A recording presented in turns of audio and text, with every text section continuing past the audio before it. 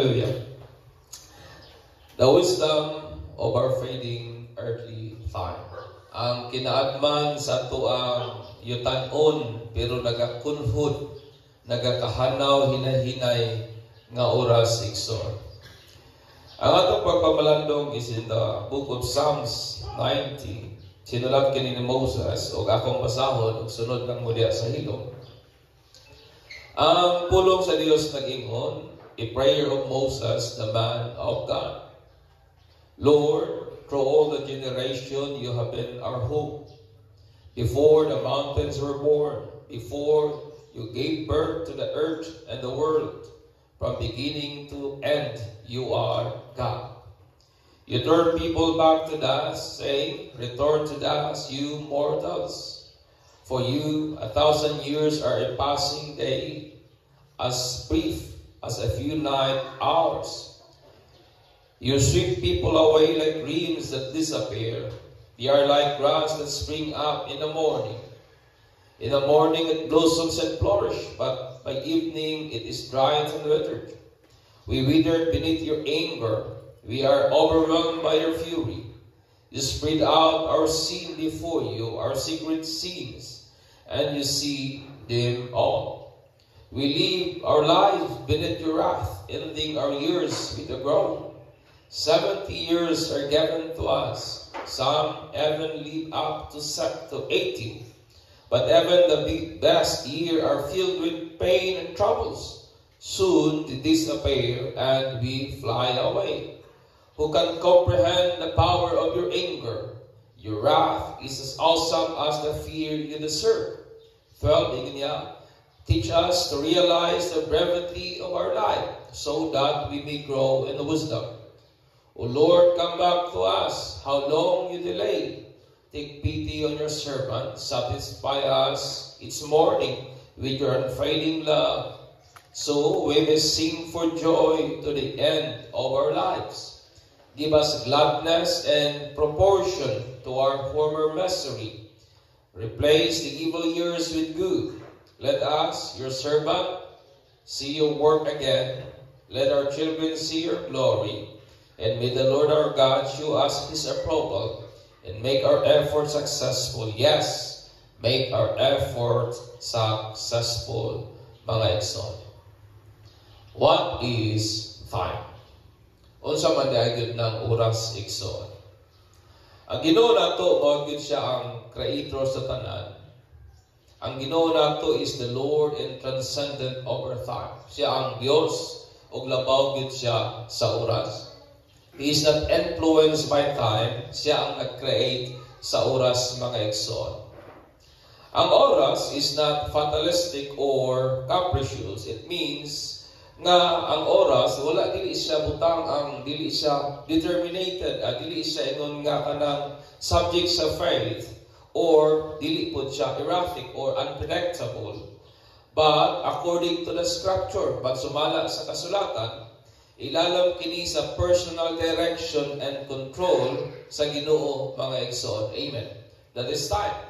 Ilalom siya sa personal nga direction o control sa Ginoo, and it was God's agency through which He unveiled His divine purpose for it. O kana ahensya nga iya sa Dios kung hain niya ginapadayag ang iyang Dios noon nga mga katuyuan, mga igsoon. Time is not an independent entity. Ang oras dili na siya independent tungod kay ilalom siya sa pagkagamhanan sa Ginoo. Amen. That is time. Under siya sa sovereignty ni Lord, mga igsoon. Now sa ka very common nga saying nag-ingon, o I believe nga maybe usani sa atong mga panultihon, ingon nila, time is gold or time is money. Diba sa mga negosyante, importante yun ang oras. Kaya para nila, ang oras, kwarta. Ang oras, gold. Apan ang kamatuoran, kabahin sa oras is far more valuable than gold. Mas bililhon pa ang oras kaysa bulawan, o ang iyang currency far more important than the money. Mas bililhon pa ang iyang currency kaysa kwarta, mga igsoon. Ang tao, pwede siyang makabaton as much gold or money gusto niya. But they can't have as much time they want. Mawagin na ang tinuod. Kaya na to, bisan pagpila kung gusto nga kwarta, kung may negosyo, may lawas, gwapong trabaho, makakita tag daghang kwarta, pero di yun ka makakita og igong oras. Amen. Kaya bisan kung saan na itong paningkamot, 24 hours na yun ang adlaw. Amen. Bisan pa kung saan na itong paningkamot, 24 oras na yun ang usa ka tuyok sa relo mga igsoon. With time, we can make wealth, but with wealth, man do not make heaven a picosecond of time. Pinaagi sa oras, kita nga tao makapangita tag sapi. Pero ang atong sapi, dili yun na makapalit maski pinaka-jutay oras mga igsoon. Amen. Money cannot buy or create time, my friend. Time is life. Ang oras nato kinabuhi ka na tungod kay ang atong existence, ang ato ang pagbutuan ng kalibutan, na nagsugod man ang atong time. Anak, sa dihang ikaw ako, panganak kita aning kalibutan, o ang atong oras po will stop. Ang atong life will stop when our time stop, mga igsoon. Amen. Sa dihang nagsugod ang atong kinabuhi, our time start. Sa dihang atong life mo end, then our time stop, mga igsoon. Ang Psalms 90 is mo kinang pinakakaraan nga salmo nga gisulat ni Moses during sa ilahang wilderness nga journey. O gani nga Psalms si Moses iyang na-capture ang wisdom. Aning oras nato nga daya, klaro kayo nga naga-fade o nagakakunhod mga igsoon.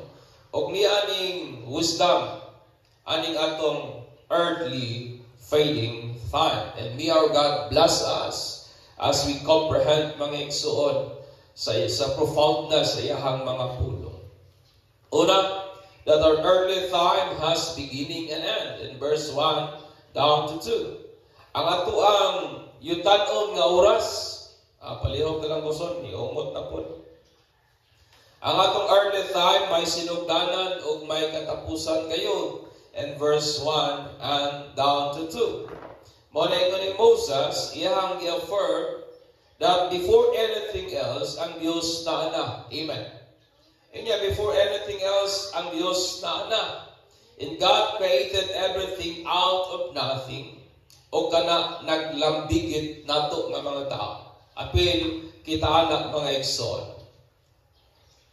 Unlike us human, ang Ginoo nato mao ang creator, kita ang creation. Amen. Ang Dios ang nag-create, kita ang binuhat.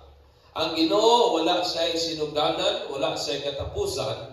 Man has beginning and end. Ang Ginoo is eternal, man is temporal. Amen. So layo ra kay ta ikumpara sa Ginoo. Sa dihang i-create sa Ginoo ang tao, ang iyang original nga design for man is to live eternally.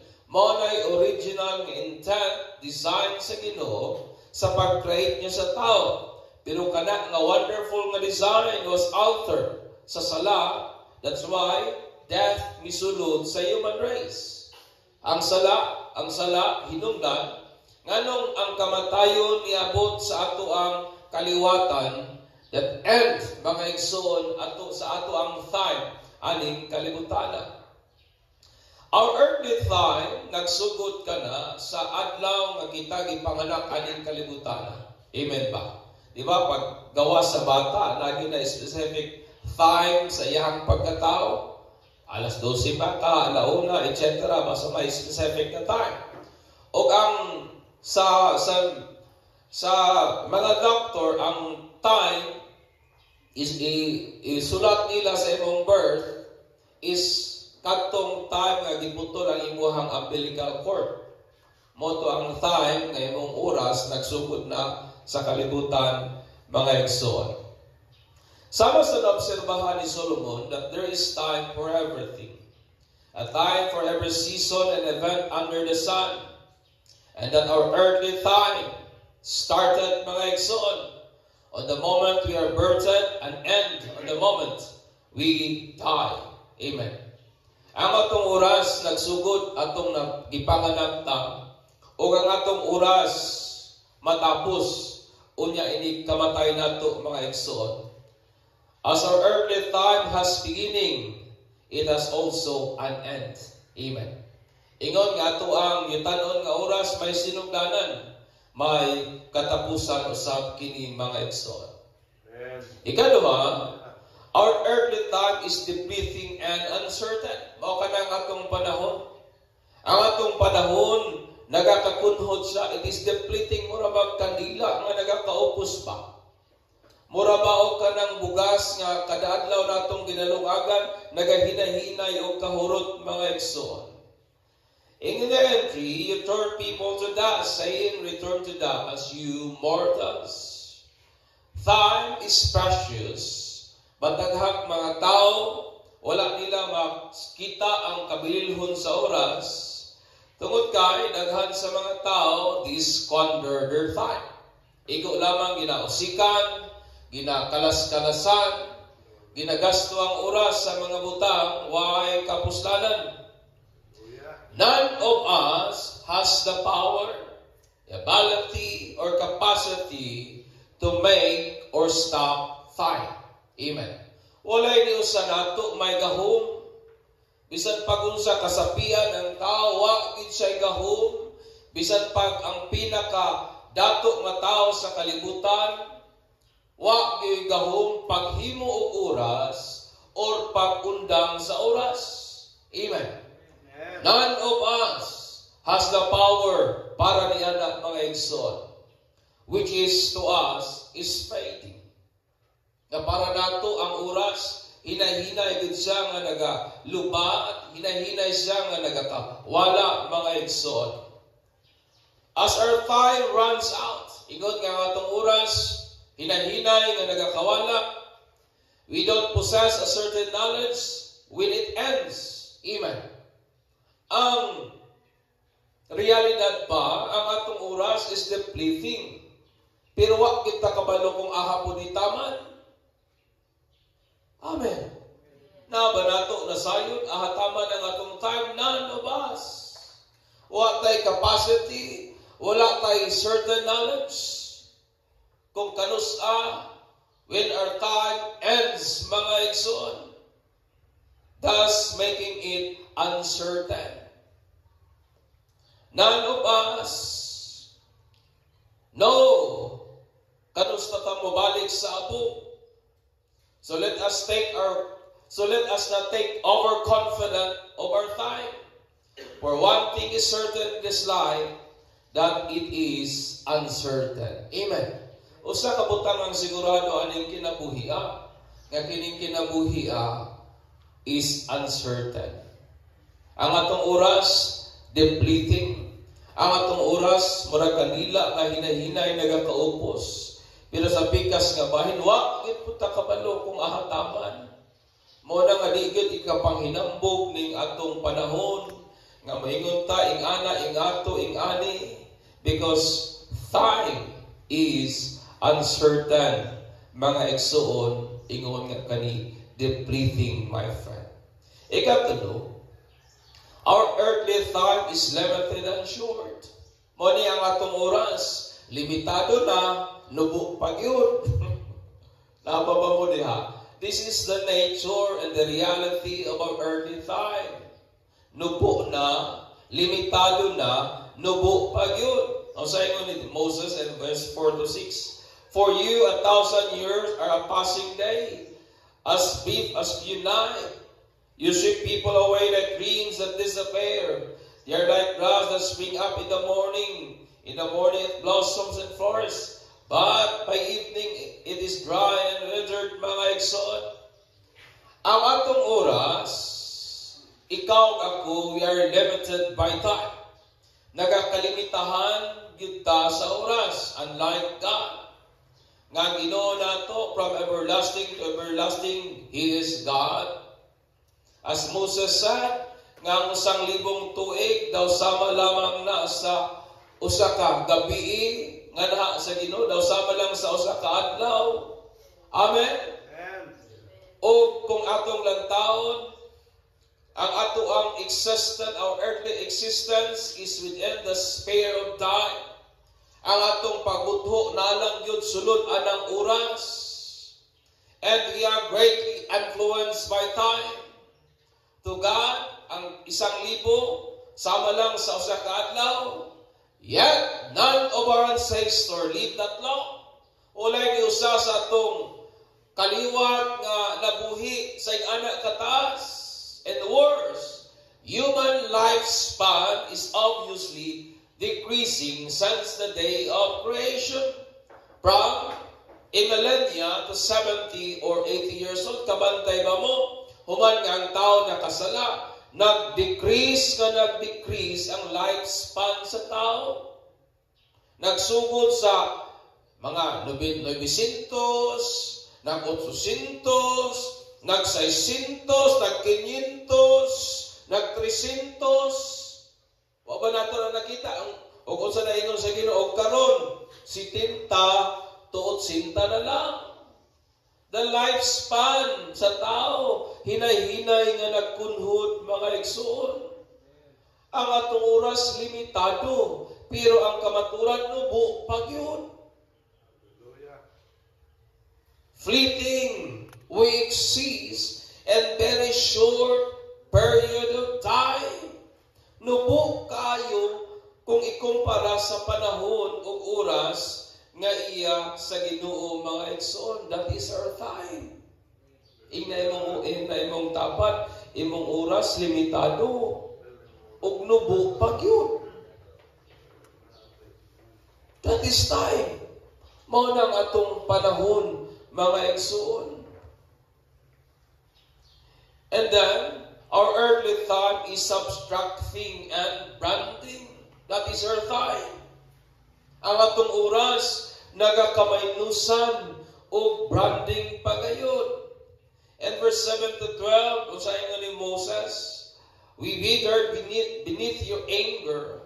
We are overwhelmed by your fury. You spread out our sins before you, our secret sins, and you see them all. You live our lives beneath your wrath. We live beneath your wrath, ending our years with groan. 70 years are given to us. Some live up to 80, but even the best years are filled with pain and troubles. Soon they disappear and we fly away. 13. Who can comprehend the power of your anger? Your wrath is as awesome as the fear you deserve. 12. Ingon niya, teach us to realize the brevity of our life so that we may grow in wisdom. Sa ilibing na translation, nag-ingon, Lord, teach us to number our days aright so that we may gain a heart of wisdom. Usa sa dakong bakat nga gina-inject sa kaaway o sa yawa sa una-una sa tao is kining panguna-una that we still have enough time. Taas pa kong panahon. Taas pa kong oras. No. We don't have enough time. Wa na kita igong oras mga igsoon. Every breath nga atong ginatay, every beat sa atong heart, every pulse sa ato ang mga nerve, kada pitik sa ato ang pulso, every breath we take, kada ginhawa nato, every time we inhale, every time we exhale mga igsoon, every second, every minute, every hour, every birthday is a blatant reminder of our time being subtracted. Amen. Kada ginhawa nimo, imong oras nagakabuhinan. Kada birthday nimo, ang imong tuig nagakabuhinan. Kada bangon nato, kada adlaw, our time are being subtracted, mga igsoon. And that is the reality of life. Kung gitugutan ta sa Ginoo, mabuhig isa gatos. O ingon na lang nato, 70, kay mo maingon sa Bible, pila na maedad nimo karon? 50, 20 na lang katuig na bilin. Mag-birthday pa yun karong tuig ha. 19 na lang katuig na bilin. That is the reality of life. Kada bangon nato kada adlaw ang atong panahon nagakabuhinan igsoon. Every birthday, sige tag Lord, salamat sa another year. Yes, nitaas imong edad, pero yung panahon naglupo. Mao na ang kinabuhi. Edad try nagtaas, but our time is fading. Our time is subtracting, mga igsoon. Amen. Tanaw galit ninyo yung mga lawas, inyong edad. Diba? Di yun nagpabiling maulang sa gihapon. Our time is getting slimmer. On the other hand, we are getting older. Ingon nga itong oras, nagkakabuhinan. Sa pikas po nga bahin, kita po nagkakamalam. Nagkakatiguang ba? Nagatigos ba? As we're getting older, life becomes harder. Diba? Nagkalisod ang kinabuhi pag magkatiguang na. Because along with the old age is the pain and sorrow brought by age. Kaya along anang nagataas nga edad, mao man ang katigulangon, ug uban anang katigulangon, kining mga rayuma, mga arthritis, mga balatian sa lawas, sakit-sakit, mo na ang pain and sorrow na ingon ni Moses. Because in reality, my friend, we are all branded with time. Kitang tanan, we are marked by time. Tanang imong edad, that is a mark sa time. Tanawan niyang ingon ni Solomon. In Ecclesiastes 12:2-5. Remember him before the light of the sun, moon, and stars dim of your old eyes. And rain clouds continually darken your sky. Ano pa ni Solomon, na kung magkatiguang na lang ko ng tao, mo hinahinay nag-ahop ang iyahang pananaw. Mo hinahinay nag-ngit-ngit ang iyang kalibutan, kaya nga naman ang iyang bisyon, hinay-hinay na nga mapintahan. Remember him before your legs. The guard of your house start to tremble. Pag matiguang na daw ko ng tao, mo hinay-hinay na kawan at kusog ang iyang mga tiil, mamuy-puy na. Pagkita daw ko ninyo tiguang hangtod karon mo pasan pag 70 kilos na bugas. Nga edad 80-90, di ba? Di nakakakita, ano man, magluya na ang mga tuhod. O sa inyo, Solomon, and before your shoulder, the strong wind stood. Time will come, nga kanina ko ng atong mga bukton, medyo na daw ko ni mo bahog. Di ba kabantay mo, pag magkatiguang, medyo mo bahog ang mga bukton. Mga luya na ang mga tabo. O sa inyo ni Solomon, remember him before your feet. Your few remaining servants stop grinding. Hinay-hinay nagkapudpud atong lipon. Di ba tinuod? Because we are branded by time. We are marked kanang atong mga ngipon nga nagatalagas ni mailhan na nga influensyado gyud kay ta sa oras. Your few remaining servants stop grinding, and before your eyes the woman looking through the windows see dimly. Diba? Maglisod na kaglantaw sa layo, kaya maklaro. Remember him before the door to life opportunities is closed, and the sound of work fades. Now you rise at the first chirping of the birds, but then all their sounds will grow faint. Imong igdulungog, hinay-hinay na magkapaw. Muna nga, di na dahil kayo makadungog. That is life. Amen. Remember Him before you become fearful of falling, worry about danger in the streets. Mabot ang panahon nga mahadlok na ka maglakaw-lakaw sa dalan. Kaya nga naman, kung naiaway, maglisod na magdagan, kaya tiguwang lang. Sa ingon sa Bible, before your hair turns white like an almond tree and blossom, ang ato na mo na yung mga buhok, palaban na lang tagtina. Kaya nga naman, hinahinay na nga magka-gray. Hinahinay na tang ubano. Wala yun sa Bible. And you drag along without energy like a dying grasshopper. And time will come nga maski ikaw maglisod na kagmanid sa imong lawas, maski pagpangihim. You yourself, kinahanglan na kag mo agakay o mualay nimo, kay maski ikaw, dili na nimo kayang dalon ang imong kaugalingon ngadto sa CR para magihi or malibang. Manaingon sa Bible, manaingon ni Solomon. And the cupbearer no longer inspires sexual desire, ug mawad-an ang kagtinguha sa lawas nun nga mga buhat. Your desire for your wife will be gone.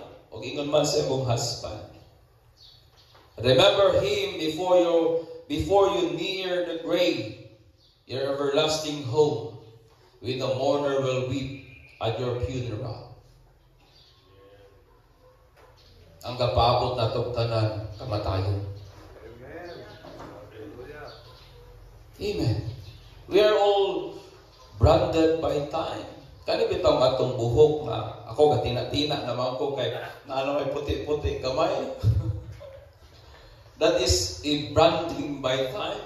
We are marked by time. Ngipo nato nagkakalagas, kusog nato nagkakakunhod, mata nato nagkakahalap-halap na. Atong mga internal organs, daghanang mga complication. Ang atong sugar, di na gyud normal, etc. It means that we are all branded by time.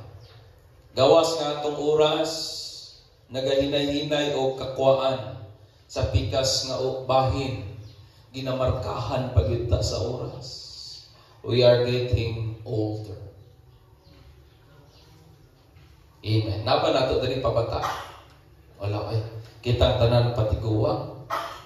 Nabitan na panultihon nga nag-ingon nga kung sa daw kuno'y kalainan sa mga bata sa una o sa mga bata karon. Ang ilang ingon, ang mga bata sa una karon tiguang na. Ikaw 5. Our earthly time is a gift and privilege, mga igsoon. Verse 17, verse 13 to 17, ingon niya, O Lord, come back to us. How long will you delay? Take pity on your servant. Satisfy us this morning with your unfailing love, so we may sing for joy to the ends of our lives. Give us gladness and proportion to our former misery. Replace the evil years with good. Let us, your servants, see your word again. Let your children see your glory. And may the Lord our God show us His approval and make our effort successful. Yes, make our effort successful. Ang kinabuhi igsoon is a gift. Gasa ginagikan sa Ginoo. Time is life. And so, time is a gift of God. Ang oras, gasa gina sa Ginoo. Time is life. Where we invest or squander our time. Kung hain man nato po, i-invest, pahimuslan, o sayangan, o usika na itong oras, there we invest or squander our life. Kung ahan nato gigasto ang atong oras, kung ahan nato giusika ng atong oras, dito nato gigasto o giusika ng atong kinabuhi. Amen. Amen. Muna kang inyong kinabuhi na karon because diri man ninyo gi-invest ang inyong time. Kabubuton sa Ginoo nga ihatang gipakatawa ning kalibutanan. O kining atong oras nga nagakunhod mga igsoon is without a doubt. Gasa gyud gikan sa Ginoo. Though life is filled with troubles, musugot na sa dili kining kinabuhi daghan man gyud mga kakulian. Upon pribilehiyo kini afforded by God to be enjoyed and can be truly enjoyed momentarily diha gyud sa Ginoo. As Moses said, declared ingon niya, unless God satisfy us with His unfailing love, gawas kong kining atong kasing-kasing, tagbawon sa gugma sa Ginoo, it becomes impossible for us to sing for joy to the end of our lives.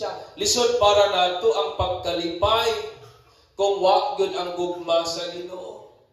Lisod para nato ang pag-enjoy aning kinabuhian kung dili ta tagbawon sa unfailing love ni Lord.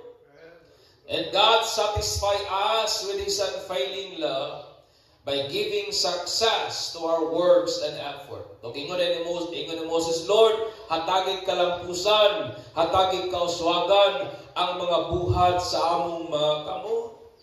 Muna ang Ginoo nagahatag og kalipay, katagbawan sa atong kasing-kasing, aning hamubong panahon nga nata by giving success and by establishing mga igsoon kining atong mga trabaho o mga hako o mga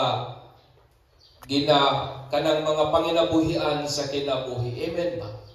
Amen. Kabantay ba mo nga mas malipay ta kung makagraduate, malipay ta kung maka-income o unsa pa ba diha? Because sing ana nga pamaagi, mao kana ang reflection o pagpakita sa Ginoo sa iyang unfailing love according to Moses. Tungod kay siya lamang yun po ang tiunay nga makahimo sa tong kasing-kasing nga magmalipayon kita till the end of our lives, mga igsoon. Amen. And enjoying life and all its benefits apart from God becomes destructive. Tungod kay ang pagkalipay sa mga butang aning kalibutana, kung dili ikalipay diha sa Dios, mahimog yung makadaot sa tao, mga igsoon. Time is life. Ang kinabuhi o ang oras kinabuhi gyud, mga igsoon. And significantly dissipates like a morning fog at the rising of the sun. Kining atong oras mura ra niyo kanang pres kaniya ba nagabon-gabon pa diha sa gawas, pero karon nga nagsubang ang adlaw, hinay-hinay nga nawala, mga igsoon. The wisdom of our fading time nagtudlo nato aning intrinsic nga lesson that it has beginning and ending. Amen. Ingon pa ni Solomon, a time of birth and a time of death. Amen. May oras gyud ang tanan. Nga kini nga atong oras, it is depleting and uncertain. Hinay-hinay nga nagakahurot o wa paging kasiguraduhan. Limited and short. Limitado na, nubo pa. Subtracting and branding. Nagakakuaan. And then it mark us, mga igsoon. Pero sa pikas nga bahin, gasa gyud siya og pribilehiyo pod gikan sa Ginoo. Busa ang akawhagit kanatong tanan, let us contemplate to realize. Ato tang pamalandungan nga mohatod nato, nga ato yung masabtan ba, mablihan ang atong panabot, nga makita nato ang bili aning atong oras nga nagakunhod sa pagpursue o paghago o pagpaningkamot dili lamang sa mga butanga magpauswag sa kinabuhi, apan labaw sa tanan sa butang na magpalambo sa atong relasyon nga naha kang Kristo Jesus o magbilin o maga-impact, mga igsoon, sa atuang eternidad uban sa Ginoo. Amen. Amen. Hallelujah. Time is short. Time is limited. Time is fading. Ang atong oras, mga igsoon, is uncertain. That's why po, ayaw usiki ang oras sa sige o mahay-mahay sa kinabuhi. Don't squander your time, magsige og sina-sina sa successes sa uban. Do not squander your time, magsikilag away, sikilag lalis. Do not squander your time on hatred. Ayaw usiki ang imong oras sa sigig dumot, sigig kasuko. Amen ba? Do not squander your time sa huna-huna nga, ay, taas pa kayo kong oras. Because time is short. Amen. Mga itaw kaalam sa Ginoo, sama sa mga pagampo ni Moses, Lord, teach us to number our days aright so that we may gain a heart of wisdom. Ngayon sa kakomentarista, ingon siya, na one way daw kuno sa pahimulos sa oras, nga magkinabuhi daw kuno ka matag adlaw as if nga ugma kwaon na ka sa Ginoo. Mabuhi daw kuno ka every day nga as if last day na nimo. Kay kung mo daw kuno lang imong mentality, himuon gyud nimo ang pinakamaayo anang adlaw.